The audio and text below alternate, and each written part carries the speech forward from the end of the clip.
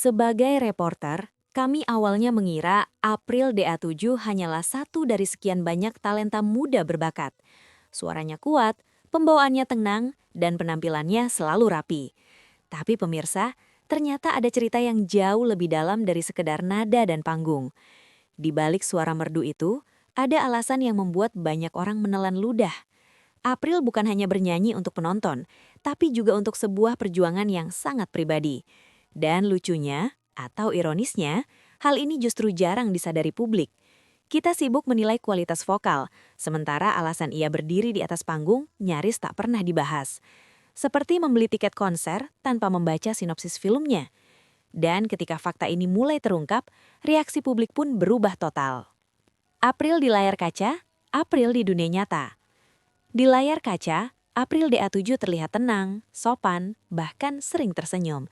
Tapi sebagai jurnalis, kami belajar satu hal penting.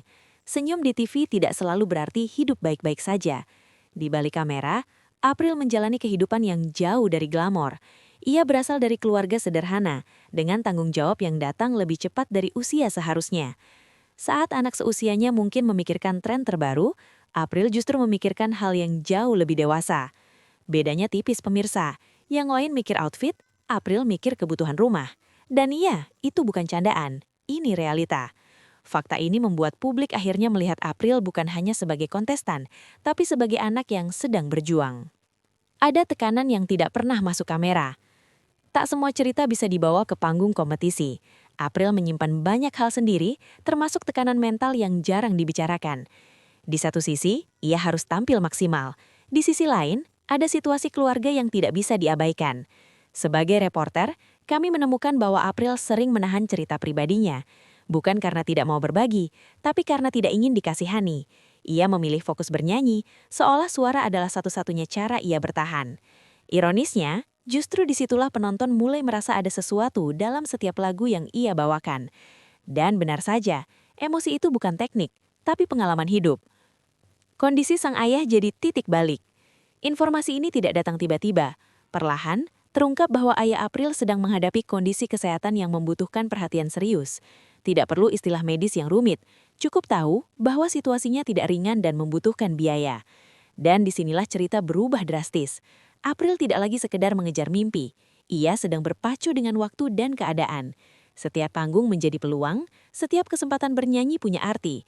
Bagi April, hasil dari bernyanyi bukan soal popularitas, tapi soal cukup atau tidak. Ibaratnya, ini bukan soal tepuk tangan, tapi bisa lanjut besok atau tidak. Menyanyi berubah jadi bentuk tanggung jawab. Biasanya, orang menyanyi karena hobi atau karir. April, karena tanggung jawab. Ia tahu satu hal, ia punya kemampuan, dan kemampuan itu bisa membantu keluarganya. Maka jangan heran jika ia terlihat selalu serius di atas panggung. Bukan tegang, tapi fokus. Setiap nada ia keluarkan membawa harapan.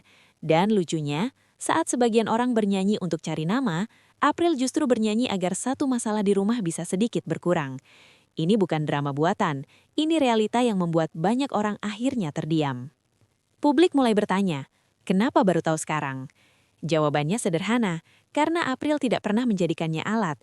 Ia tidak menjual kesedihan, tidak mencari simpati. Ia memilih diam dan bekerja, dan justru sikap itulah yang membuat ceritanya terasa lebih kuat. Sebagai reporter, kami melihat ini sebagai potret langka di dunia hiburan yang sering penuh sensasi. Simpati datang, tapi April tetap sama. Menariknya setelah publik tahu, April tidak berubah. Tidak ada narasi berlebihan, tidak ada eksploitasi cerita pribadi.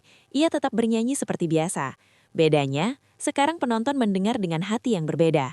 Lagu yang sama, suara yang sama, tapi maknanya naik beberapa level. Ibarat lagu lama yang tiba-tiba terasa baru karena kita tahu ceritanya. Dan di titik ini, April justru mendapatkan sesuatu yang lebih berharga dari sekedar popularitas, rasa hormat. Keteguhan yang jarang dimiliki anak seusianya. Sebagai jurnalis, kami jarang menemukan kisah dengan keteguhan seperti ini. April tidak menyalahkan keadaan, tidak mengeluh di ruang publik.